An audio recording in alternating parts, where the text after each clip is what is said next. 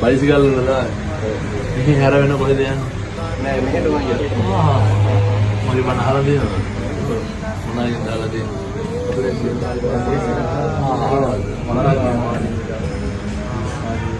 ජීවිතේ යල්ලා හොඳට කරගන්න ඕනේ.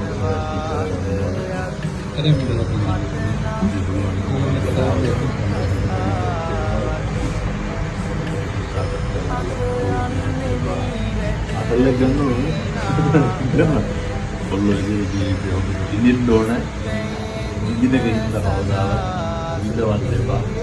මොකක්ද කරනවා අපිට ආවම යමුලේ බලන්න මොකක්ද කරනවද හරියන කන්න වර්ධන කරනවා. පවුල් වල ඉනාපන්නේ. දැන් මේ යන්නේ නේ පුතේ. හොඳයි. එහෙනම් ගිහිල්ලා බලන්න සුබ අලුත් අවුරුද්දක් වේවා. මෙතනයි හරි මග